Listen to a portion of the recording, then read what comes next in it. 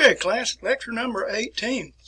All right, we're well into our third block of instruction here, folks. So anyway, let's get going here. You're seeing I'm wearing a World War I type helmet. Thought I'd show that to you, see what it looks like. If you'd like to see what a German World War I helmet looks like, very similar to what they had in World War II, by the way. But anyway, our Kevlar today that we have in our military forces closely resembles that. We took the pattern from it. All right, last time we were together, we talked about World War I. I mentioned to you a couple of phrases here. Triple entente, you need to recognize that. The Triple Alliance, you need to recognize that too. Talked about the Balkans War that actually preceded World War I. This is 1912, 1913 anyway. And we're going to undo a lot of that by the end of the class period. Mentioned about the assassination of the Archduke Franz Ferdinand, 28th June, in 1914 in Sarajevo, which is in Bosnia and Herzegovina. Fun place to visit, by the way. You'll find that city there, Sarajevo, and actually Bosnia and Herzegovina is about 50% Muslim and about 50% that of Orthodox. And anyway, you'll find with the Muslims there, it's not a very fiercely Islamic area. You will find women that'll wear, not the burqa, but they will wear the hijab. Present there. It has nothing to do with the lecture we're talking about here, folks. Gavrilo Princip was the individual that shot the Archduke Franz Ferdinand and his lovely wife, Sophia. And I think somewhere through here we went through Unterseeboot, the U-boats, the German U-boats, and I showed you a little article on that, and we had a multitude of photographs of World War I. I've got a lot of visuals for you today. It's kind of a fun lecture here. All right, so anyway, let's go to our camera here, folks, and we'll pick up our discussion for today. And here we go. All right, by 1916, the war was pretty much at a stalemate. And the worst fighting of the war actually took place in 1916. But up until that time, it'd be pretty much of a stalemate, trench warfare, particularly in the western parts anyway. I wrote here for you people here, 25,000 miles of trenches, 475 miles distance, if you can imagine that. Let me rephrase that.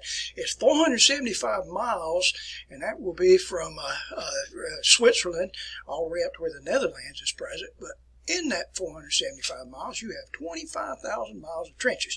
So very briefly here, we'll go back to my camera and get out of the way here. And here's what I'm talking about. We have trenches that go all the way, actually, this part here, and then down through here, like I said, it's 475 miles, but 25,000 miles of trenches. I think you'll find a photograph of some of those trenches in your textbook. You can take a look at that at your leisure if you wish to do so. All right, so let's move on back here, folks. As I told you the other day here, this was the cult of the offensive. Over the top. That's what it was. I was sometimes referred to as a couple of the major battles that took place here. In April of 1916, a battle I mentioned to you the other day, and I did not write it out for you. It is pronounced as Verdun. Verdun. If you were in class here, I'll show you an article here about Verdun. And let's see if I can slide it under the camera here. You can see a likeness there, part of this. In fact, that's a modern photograph here of way Verdun looks like today. I've not been to that part, been by it, but I've not been to it, and that's going to be on my wish list to do so. But let's take a look at Verdun. And on the first day, we had 1 million artillery shells. That's artillery shells, not bullets. 1 million artillery shells fired on day one.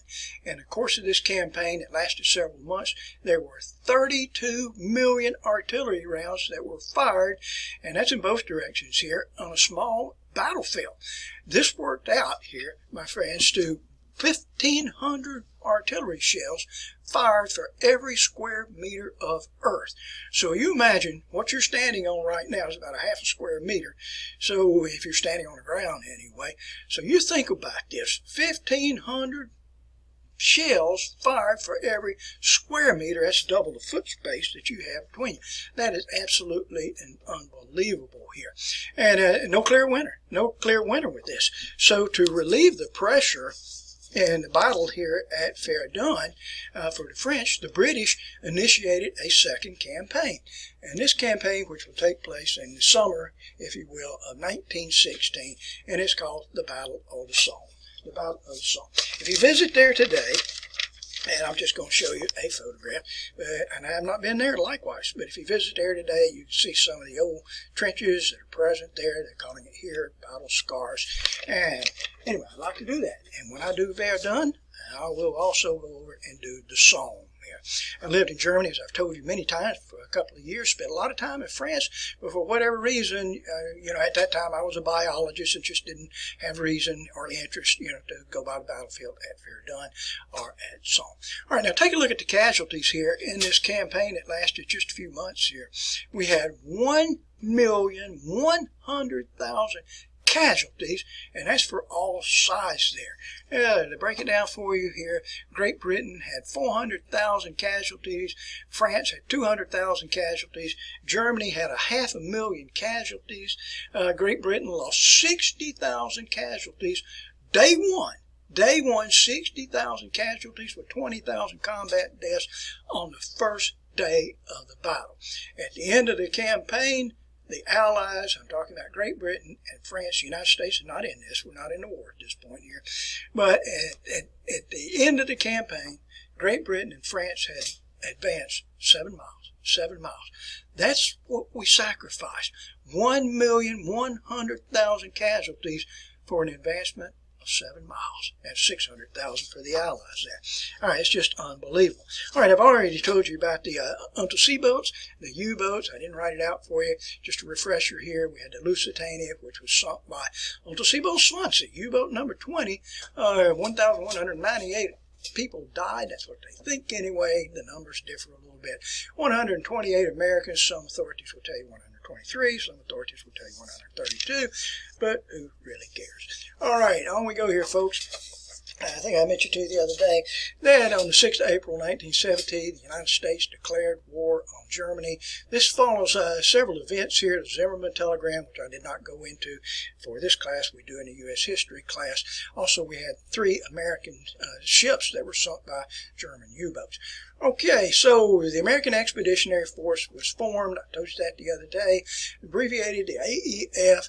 General John J. Pershing, Blackjack Pershing was his nickname. I'll leave that up to you to determine how he got the name Blackjack Pershing. I'm not going to divulge that in class here. We had 5 million men that were mobilized.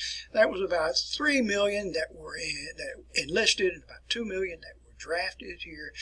For the United States, we had approximately 200,000, 300,000 African Americans. Had a number of women that served. For the African Americans, they did not serve in combat roles. For the United States, they were placed in units, all white officers and so forth. Two of the American heroes, I know this is Western Civilization class, but I'll just mention these individuals for you. Eddie Rickenbacker, he was our #1 ace. And I think he shot down, I think it was 25 enemy aircraft. Eddie Rickenbacker, this in no way compares to that of the Red Baron, Baron Manfred von Richthofen. One of our most decorated heroes, Sergeant Alvin York. Perhaps you've seen Gary Cooper starring in the movie Sergeant York. Black and white movie. It's not too bad, quite frankly, here. Alvin York was from Pell Mell, Tennessee. He was a conscientious objector. If you want to visit there, it's kind of a fun place to visit. See his home there, see his burial site. I did not bring out the photographs of him, but he personally captured 35 German machine guns, captured, if you will, 132 German prisoners of war, killed 25 Germans, and if you can believe this, he killed 17 Germans with 17 shots. 17 Germans, 17 consecutive shots. A conscientious objector, by the way, but he was an excellent, excellent marksman.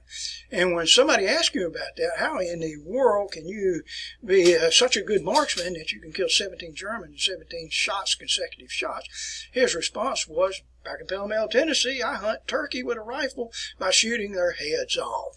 Hitting a fat German is no problem whatsoever, in the words there of Alvin York.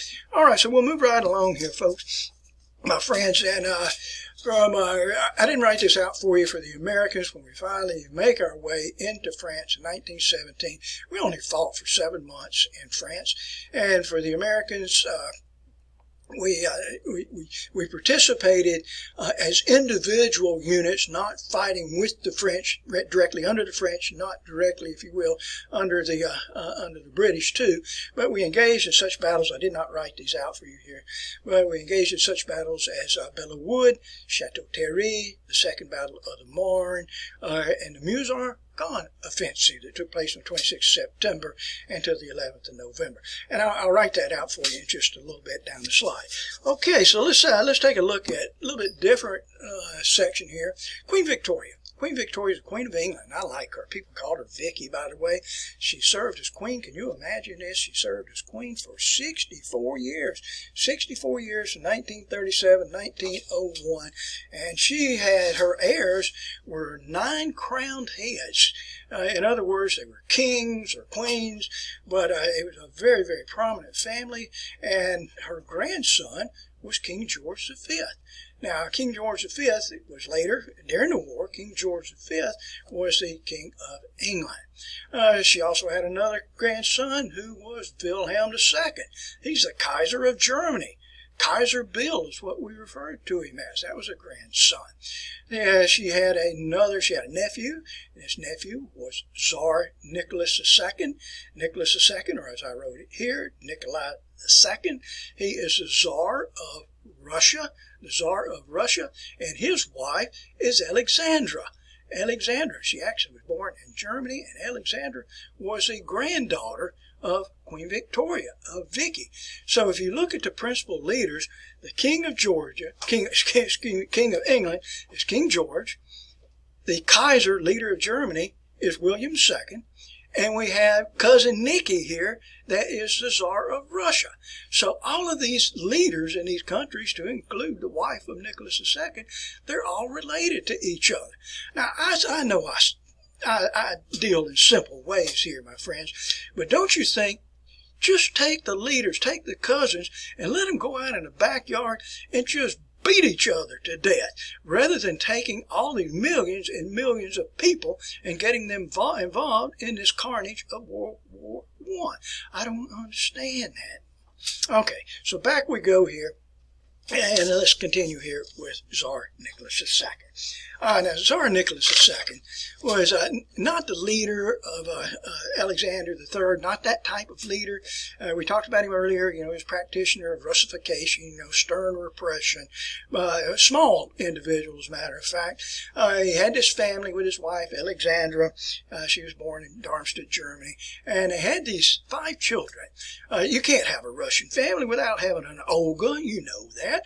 Olga, Maria, Tatiana, Anastasia, and they had a little boy, a little 12-year-old boy, 12, 13, but at the time I'm talking about, he was 12, and his name was Alexis. And Alexis was a hemophiliac. All right, and I'll tell you about that in just a second. If we look here, I don't want you to look at that bottom photograph there, but if we look at the royal family here, let's see if I can get that darkened a little bit. And you do not have to identify them. You see down in the front there, that's the little boy, which is Alexis. I'm working backwards here, so I can't really tell which these are. You can read the writing here. You have Anastasia. Anastasia's over on this side here. Here's Nicholas II, not very tall whatsoever. To his right, that's Alexandra, his wife, and above him, that's Olga, directly above him. In the center there, that's Tatiana, and Maria is over on the opposite side there. All right, so it's a beautiful, beautiful family. I like them very, very much. But let me tell you a little bit about the boy, Alexis. He's all boy, by the way. He is the Tsarevich. He will be the next Tsar. All of these individuals here are Romanov, except for Alexandra. She married into the Romanov family. But he's all boy. But he has this condition which is called hemophilia. Now, if you don't know what I'm talking about with that, I have to take you to a biology lesson, and I don't want to bore you with this biology lesson. I taught anatomy and physiology for 22 years, as a matter of fact. And one of the sections that we would go through was the blood coagulation process. And we all know if you cut yourself, eventually you're going to form a scab. And this all involves a delicate process like A through Z here, and it involves a number of platelet factors. And platelet factors, of course, initiate the blood clotting mechanism. And if you have a missing platelet factor, then the blood coagulation process stops. and your blood doesn't clot. So you can literally bleed to death. And I'm talking about internal bleeding with that. And that's what this little boy had. He had classic hemophilia, hemophilia A. Got it from his mother. Got it from his mother. His mother, Alexandra, was a carrier for this. And this is what happens when we have all this intermarrying taking place between members of royal families. So we get some genetic anomalies. We get some genetic problems with that. And so the little boy has hemophilia, and his descendants would have hemophilia too. Women very seldom have hemophilia. They are the carriers of it. It's where you find it is within the males. So anyway, like I said, for the third time, this little boy here, he's all boy, likes to ride horses and get out and play and rough and tumble, and so he's always getting injured, and it's life-threatening to him. And so the doctors would try to take care of him, tend to him, and they might, after a period of time, get the blood to stop bleeding, but it was serious. It's life-threatening to this little boy. So they couldn't figure out what to do. Well, in the meantime, let's see if I can move down here. And in the meantime, we'll go to our next page here. And we had this couple of Russian battles, and these Russian battles took place at Tannenberg and Masurian Lakes. And the Russians just do not do very well against the Germans. As long as the Russians are fighting the Austrians, they can hold their own. But when the Russians are fighting the Germans, they don't do very well. And many of these Russian soldiers were actually sent to the front without rifles. If you can imagine that, if you're an infantryman, you go to the front to fight the Germans and you don't have a rifle. And the instructions would be to you, you follow along behind somebody that has a rifle, and when that person gets killed, you pick up his rifle and you pick up the ammunition. I don't think I'd like that very much, you know. And where those battles took place here, up at Tannenberg here, you can see there, and we have Masurian Lake, which is found up here. This is over in East Prussia. So the Russian army is not doing very well here. So the Tsar, Nicholas II, decided that he would take matters into his own hands, and he would go out and lead the Russian troops personally in battle. Well, the Russian army didn't do any better under Nicholas II than they did under the regular generals that we had. So anyway, so the Tsar is gone. He is out of St. Petersburg at that time. And so the word was spread through St. Petersburg that there was a spiritual healer, a spiritual advisor that was there. And this individual sometimes is referred to as the Mad Monk. All right, so I'm going to go back to my camera so you can write some names here. And there he is here, my friend. His name is Gregory Rasputin, or Grigory Rasputin, the Mad Monk. He was a married man. He's from Siberia. He didn't have his wife with him. His wife was still back in Siberia. But it was rumored that he had spiritual healing powers. And so Alexandra consulted him and had him brought over to the royal palace there. That's what he looks like here. This is Rasputin. You can always tell what Rasputin had for his last meal because you can find it in his beard. That's kind of gross there. He's an alcoholic. He's what they called a sexual rake. He had an insatiable appetite for sex. He could never get enough. Remember, he is a married man here. Here's another likeness here of Rasputin. I love this guy, as a matter of fact. Read everything I can find upon him. Spiritual guy, the Mad Monk. Here's another likeness of Rasputin. This came off of a beverage mat, if you understand what I'm talking about. That's a Russian Imperial Stout. Very high alcohol. I don't care for it, as a matter of fact. That's the label that came off the bottle there. Let's see if I can find another likeness here of Rasputin. There he is right here, Rasputin. And so Rasputin was summoned over to the royal palace and to heal the little boy. So he went behind closed doors with this little boy, and oddly enough, the bleeding stopped. Now, how did that take place? How did the bleeding stop here? I don't really know. Some historians will tell you that Rasputin actually hypnotized the boy. I really don't know about that, but it was a miracle, and the bleeding stopped. And so the royal family there, the Romanov family, minus that of the Tsar, because he's still off at war, the Romanov family kept him around. And so Rasputin became very popular in the social cliques, the social groups that were present in St. Petersburg. Very popular with women, by the way. He believed in what was called the skelpsy. The skelpsy, the idea behind this is that for you to be forgiven of a sin, you actually have to commit the sin. Now, I can't tell you with all truthfulness that this actually took place, but if you read into Rasputin, there's evidence to lead us to believe that Rasputin was using his sexual influence over the royal family girls. I don't know about the little boy, I doubt that. In other words, he was using his sexual influence perhaps with Alexandria and the 4 girls. And the way the stories go, he was telling these girls, the only way you can really be forgiven of a sin is let me show you something and show you something sexually, and then you can experience that, and then you'll know not to do that in the future with that, and you can pray to God to forgive you of what your actions were. Does anybody really buy into that? Well, that supposedly was what took place here. So anyway, as Rasputin stayed longer and longer in St. Petersburg, he began to lose a lot of popularity. And so particularly with the upper class of Russians at that time, they wanted to get rid of Rasputin. So how do we get rid of Rasputin? Remember, he was a heavy debaucher, heavy drinker with that, loves of vodka and anything else that you can give to him, and mead, beer, if you will, wine and whatever, liked to eat. And so anyway, on this particular occasion here in 1916, Rasputin was summoned over to a palace. Now, this is called Yusupov Palace. Yusupov Palace, it is present there. There you can see it in the background there. I took that photograph several years ago. You can go there if you wish to do so. You can buy a ticket and actually take a tour of the house and go down into the basement area.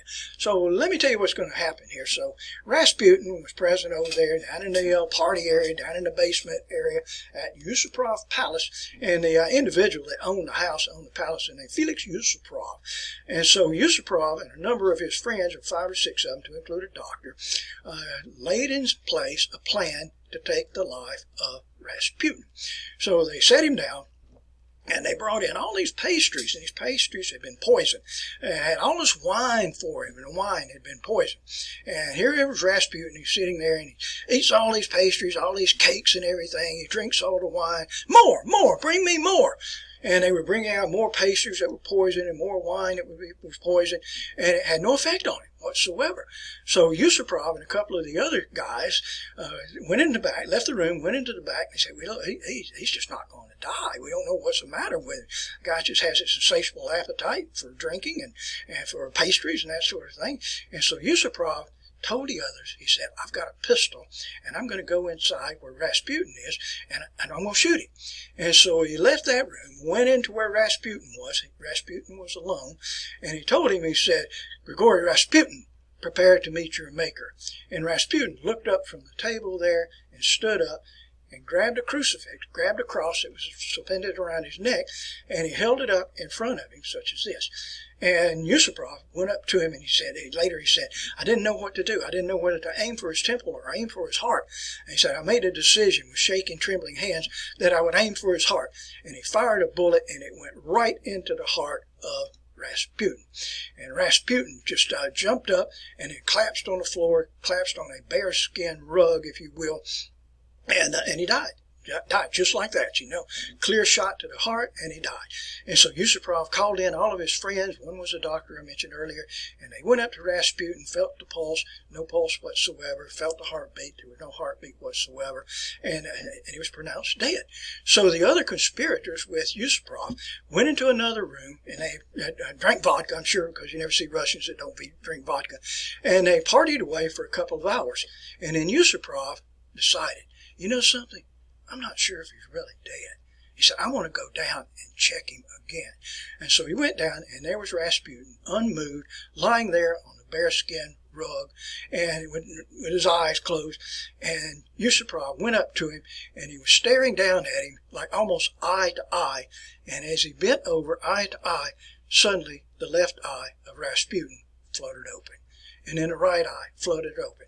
And then Rasputin let out a bear-like growl and jumped to his feet and went for the throat of Yusupov and was trying to strangle him to death. And Yusupov was yelling at the top of the lungs, "He's alive! He's alive! Come help me! Come help me!" And the other members came in, and one of them had a pistol. Bang! He shot him. Bang! Bang! Bang! Shot him 4 times. 4 times. As Rasputin was running out the front door. And they tracked him down the street there, and they finally found him lying dead. Checked him again, no doubt about it. He was dead. So they took Rasputin, wrapped him in a rug, if you will, like a blanket, a rug, wrapped him in a rug, went down to the nearby Neva River, which was frozen over at that time. They knocked a hole in the ice large enough to fit Rasputin's body in, along with the rug that was covering his body, and they pushed him under the water. Rasputin was found 3 or 4 days later when the Neva River thawed. He was brought to the surface here. I guess his body was floating, and he was brought to the surface. An autopsy was performed on him by medical attendants there, and the ruling was death by drowning. Can you honestly believe that? It's a wonderful story about Rasputin. I always enjoy telling that. I always enjoy going to Yusupov Palace. They have it all set up. It's with wax figures down in the basement area where the room was in which Rasputin, was poisoned, or the attempt was made to poison him. Okay, so anyway, let's go back here, folks, to our camera there. There's Yusupov Palace in the background, and we had the royal family. All right, let's see what else is going to take place here. Okay, let me get my camera lighting adjusted properly here. In 1916, rebellion took place in Russia. They couldn't win a war. So this turned people against them, much like that of 1905. We talked about it at an earlier time of Bloody Sunday. So the rebellion took place, primarily due to losing the war, also a tremendous amount of inflation, shortage of fuel, shortage of food that was present there. So anyway, in February of 1917, International Women's Day, bread riots, I've got that on my mind, bread riots took place in Petrograd. Now, Petrograd was the current name of St. Petersburg, which is the name for St. Peter, of course, there. And it took place in Petrograd. If you ever see a Russian city that has a name of Grad, G-R-A-D, it means literally city. So Petrograd, Peter City is what it translates to me. And the military was called in. You can see a photograph of this in your textbook. And the military, at first, they fired upon the people that were rioting. And then later, the army actually joined the rebellion. Now, the army is the only thing that saved Nicholas II during the Bloody Sunday rebellion that took place in 1905. This time, the army sided with that of the rioters there. So, when Nicholas II now returned to St. Petersburg, the pressure was on him, and the royal family abdicated. Nicholas II abdicated on the 2nd of March in 1917, and the royal family was deposed here. All right, so he, by the way, is going to be the last of the Romanovs. And so where they were sent to a place which is called Ekaterinburg. It's near Sverdlovsk, is what it is known as today. 1,000 miles away or more than that. It was across the Ural Mountains. I'm turning around here, and I guess I can show this to you on the map behind me here, folks, or roughly there up. If we look at Russia here today, I'll slide this over. It's not on the map here, I don't think anyway. That may be the city way over there. So that's where the royal family was placed under house arrest and sent over to Ekaterinburg. So what's going to happen to the new Russian government? We have to have a new leader here. So a new provisional government will be established here. All right, now try to follow along with this new provisional government. It will be a combination of ministry liberals, and another group which is called the Petrograd Soviets. Now, if you translate this word Soviet means government council. All right, so anyway, so it was a combination there. They were led by Alexander Kerensky. But they had problems here, because the ministry liberals and the Petrograd Soviets could not get along with each other. All right, so let me get this down here. So conflict continued between those two groups. And with this, as conflict continued, we'll find our old friends, the Bolsheviks. And these Bolsheviks will capitalize on this. They saw that conflict was taking place within the ministry council there, ministry liberals and the Petrograd Soviets. So they capitalized on this, and they're going to stage a rebellion. Now, who is going to lead them is our old friend Nikolai Lenin. And he arrived in St. Petersburg. Petrograd, I guess, would be a proper name, better name for it there. He arrived in St. Petersburg, Petrograd, on the 16th of April in 1917. The train that brought him in, the locomotive of that train, was H2, if you can't read my writing, H2 293. That train today, that train locomotive, is still present in St. Petersburg today. If one goes down to the Finland, it's called the Finland Railroad Station there, in the lobby area of the Finland Railroad Station, you can find locomotive H2293. It is hailed as one of the premier treasures to Russia to this very day, by the way. Okay, so Lenin appealed to the people. He appealed to the workers. He appealed to the soldiers. Very popular individual. He will be assisted by another individual. I'll give his name to you in just a few minutes. Quite popular. He promised all the Russian people peace, land, and bread now. All power to the Soviets. All power to the Soviets, even though he is a Bolshevik. And he'll be assisted, I keep telling you that, here it is right here. He'll be assisted here with Leon Trotsky. And in October of 1917, October and November 1917, these two staged a coup d'etat, and the Bolsheviks seized power here from the ministry councils in Alexander Kerensky and also the Petrograd Soviets. Leon Trotsky had been in a gulag. In fact, it was the same gulag that Lenin was present in up in Siberia during the years in which he was incarcerated there. Leon Trotsky actually took his wife with him, if you can imagine that. Took his wife with him to the concentration camp. He ended up having a couple of kids, if you can imagine that. All right, so anyway, the Bolsheviks have taken power. All right, now I want you to pay careful attention to me here and what's going to take place here with this. All right. So, land is confiscated. Land is confiscated by the Bolsheviks and redistributed to peasants. Now, the land that was confiscated, there is no compensation for this. The government takes your land. Listen carefully, my friends. This is socialism. This is communism. Banks are nationalized. This means if you have Synovus Bank or whatever your bank is, if you have an account there, this bank account is now nationalized. That money that you have stored in the bank, your private account, it is seized by the government. That's what happens under socialism and communism. You do not want that. I promise you, you do not want that. And let's see what else is going to take place here. Factories and businesses. If you own a business, you own a factory, it is going to be taken away from you, and it will be controlled by the government. And the Bolsheviks quit the war. They signed a treaty in 1917 called Brest-Litovsk. I can turn around and show you on the map here. This is in Poland, by the way. And Russia, even though they got out of the war, they had to give up territories here of Russia, Poland, Finland, Georgia, and I'm not talking about Georgia in the United States, and the Ukraine. Ukraine been in the news a lot lately, and I bet it continues to remain in the news.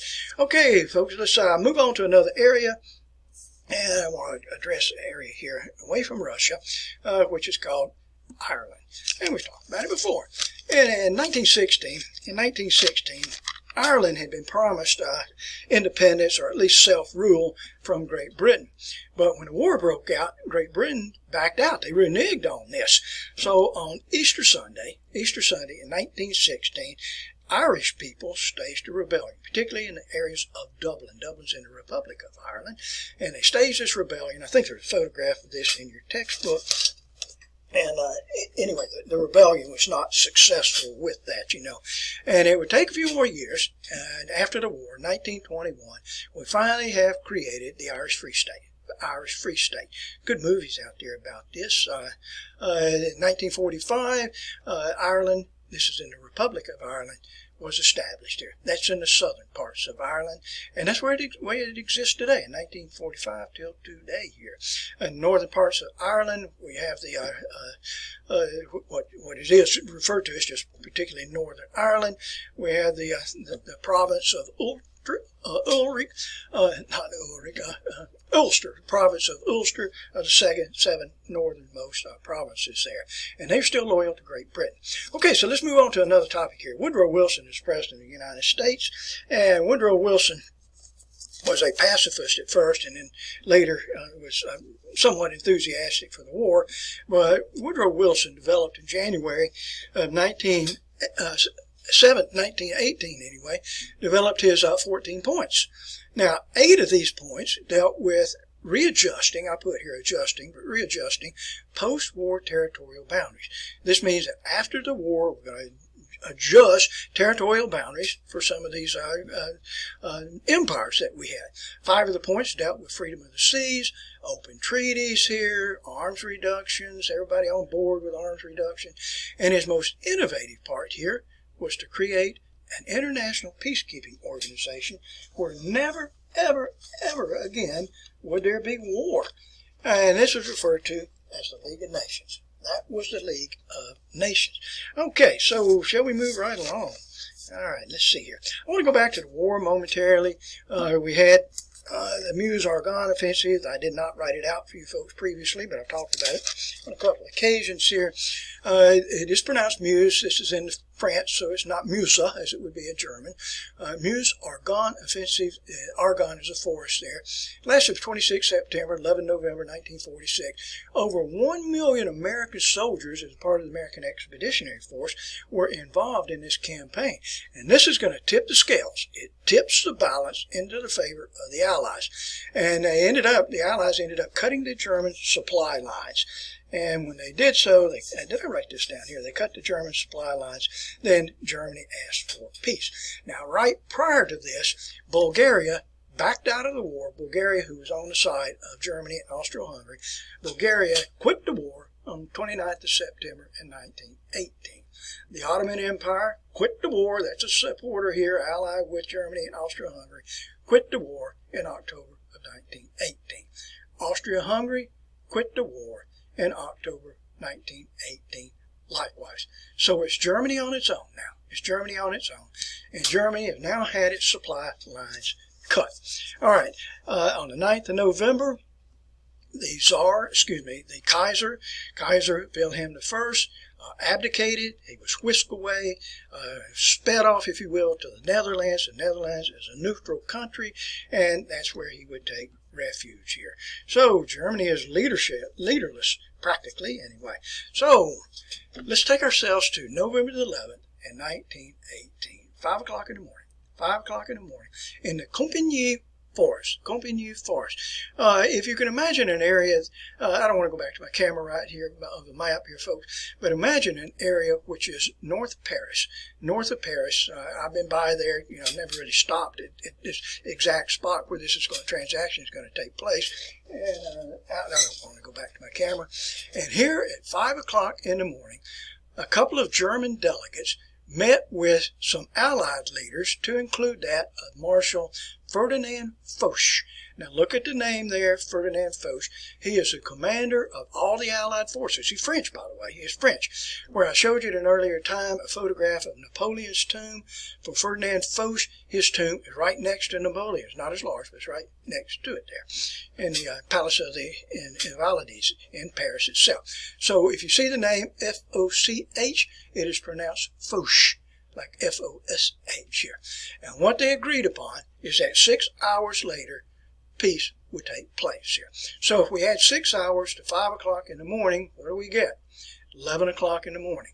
So on the 11th hour of the 11th day, November, in 1918, this war came to a close. It is what we celebrate every year here, my friends, as Veterans Day in our country. Okay, so anyway, the war comes to a close. Well, we're going to have to bring about an official closing to the war, and this will take place at the Paris Peace Conference, the Palace at Versailles, in January 1919. Now, I want to interrupt myself for a second, and before we get into the Paris Peace Conference, you folks have never met a World War I veteran. You haven't. And I'm sorry for that. I'm a little bit older than most of you good folks, but I've met World War I veterans. I've met a lot of them. But you have not, and you will not, because they are all gone. They are here. Most of these individuals were born around 1895, something like that, from the United States and from the European countries involved in this. So it's they're long dead from this. You know, that would be 125 years ago. All right, but in my college days, my fraternity, Phi Sigma Kappa, we would often do a community service. And often this community service would be to go out to the VA hospital in Tuscaloosa. And my fraternity brothers and I would all load up and we would go out there.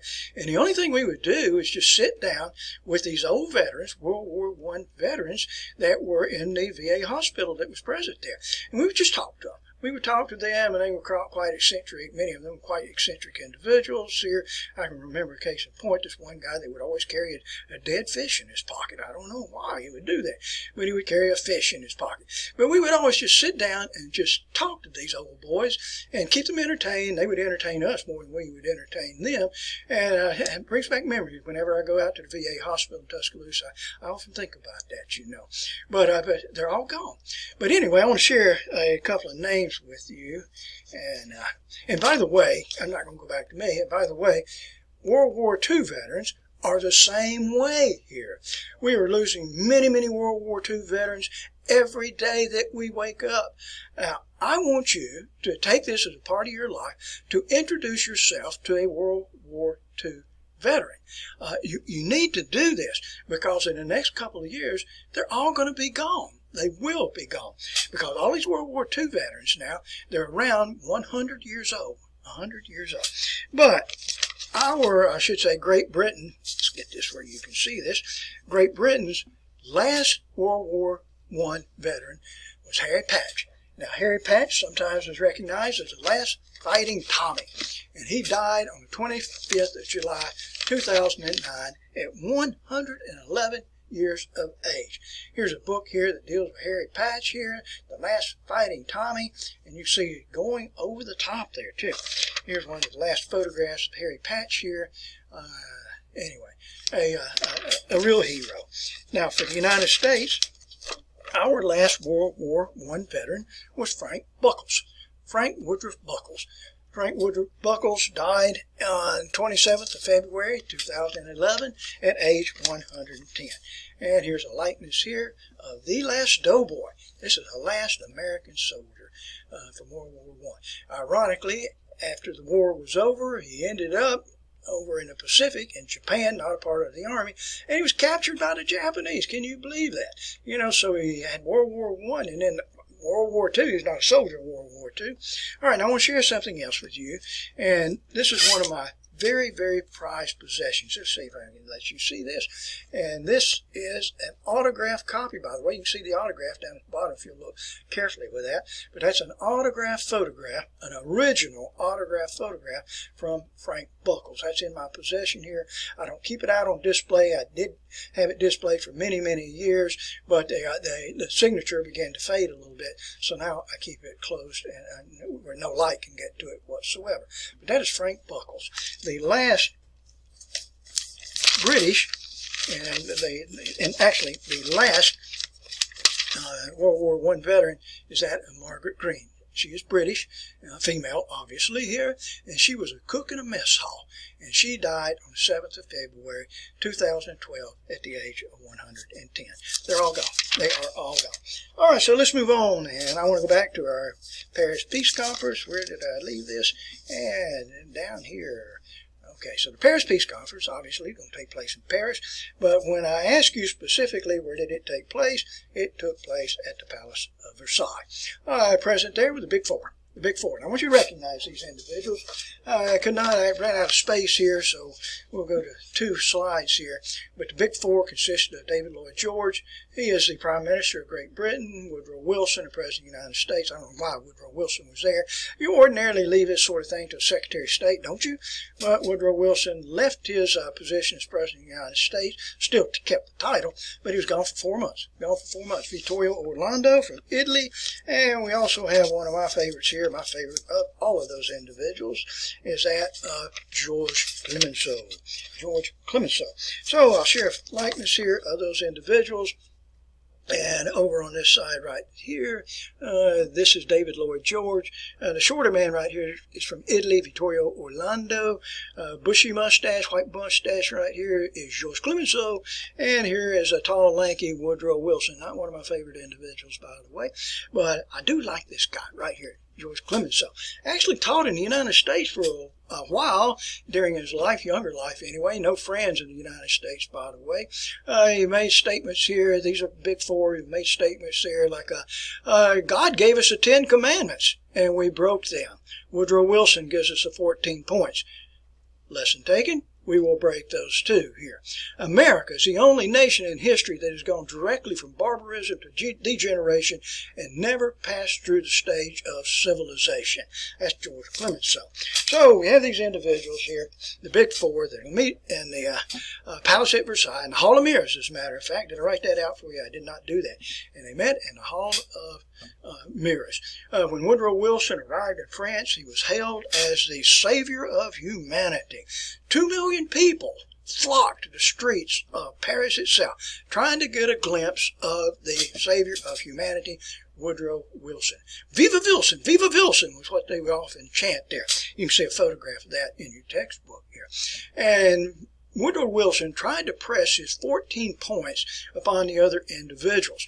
Well, other individuals of the big four didn't go along with this. You know, freedom of the seas. You want to give Germany freedom of the seas with their submarines? I don't think so. No secret treaties? Really? Really? Can you really trust Germany? I really don't think so with that. All right, so arms reductions? Really? We're going to have Great Britain, the United States, to have arms reduction, and Germany won't. Can you really trust Germany? So anyway, for the big four, they didn't go along with Woodrow Wilson very well. And also we're going to find these four here are going to readjust territorial boundaries. Wouldn't that be fun? Wouldn't that be just a great thing to do here? I'm going to use my map here, folks, and let's pretend that we all have crayon markers. We have these little crayon markers, and here's what I'm going to do. I'm going to go into the Austro-Hungarian Empire, and I'm going to create Hungary. That's what I want to do. I want to create Hungary just with my little pencil right here. I'm going to take a marker here. I'm going to create Yugoslavia, present here. I'm going to create Czechoslovakia, which is present right there. No regard, if you will, for ethnic cultures there. So we end up with Christians and Muslims all being placed together in communities and nations right there. And my friends, we are still trying to sort that out all the way from 1919 to 2021. All right, crazy, crazy, crazy here. Okay, so back to the camera we go. And so we ended up with the Treaty of Versailles, and that would be the treaty that would end the war with Japan. Woodrow Wilson and the Big Four agreed on that. They also agreed upon the League of Nations. The League of Nations, the International Peacekeeping Organization. But my friends, we live in a democracy. So when Woodrow Wilson returned to the United States, he presented to the Senate Foreign Relations Committee the idea of the Treaty of Versailles, ending the war with Germany, and the League of Nations, with the United States being one of the 5 permanent primary nations with that. Well, this is 1919, and we have a presidential election in the United States in 1920. And Woodrow Wilson is very unpopular. Woodrow Wilson barely won re-election in 1916. The House of Representatives is controlled by the Republicans, and the Senate is controlled by the Republicans. And what would make better sense than let's embarrass the president? The president is a Democrat. Let's embarrass the president. And so what they ended up doing, they just said, we're not going to sign the Treaty of Versailles in the Senate. We're not going to ratify the League of Nations. Not going to go along with it. So Woodrow Wilson took his case to the people by train. And he was gone for, I think it was 18 days, 19 days, going to all these little whistle-stop cities around the country, trying to drum up support and end run the Senate here and end run the House of Representatives so that we could get ratification of the Treaty of Versailles and the League of Nations. And on, I believe it was the 19th day of the trip there, Woodrow Wilson, he was complaining of headaches, and Woodrow Wilson collapsed. They said it was a nervous breakdown. They returned him to the White House, and when he came back to the White House, he suffered a massive stroke. And it paralyzed half of his body. He lost his ability to communicate. Woodrow Wilson is one of these individuals that is uncompromising. He will not listen to anybody but himself. It's one of the reasons I don't care for him very much. You know, he should have been paying attention to his cabinet, listening to his advisors, but Woodrow Wilson would not listen to anyone. Very well educated individual. He was our only president with an earned PhD, by the way. Okay, and from Princeton, by the way, too. He was president of Princeton likewise here. So anyway, the country was left without knowing that the president was incapacitated. 18 months the United States did not know that we had an incapacitated president. And finally, he regained his ability to where he could speak a little bit.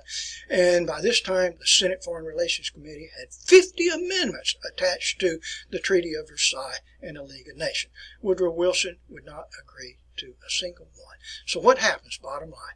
The United States, we don't join the League of Nations. We never did join the League of Nations. And without our leadership, the League of Nations is a paper tiger. It is ineffective. That makes it ripe for individuals such as Benito Mussolini and Adolf Hitler to rise to power. And would you believe it? We're still at war with Germany. We honestly still are at war with Germany. Well, thankfully, when we get another president, who will be Warren G. Harding, a Republican president, we finally end the war with Germany.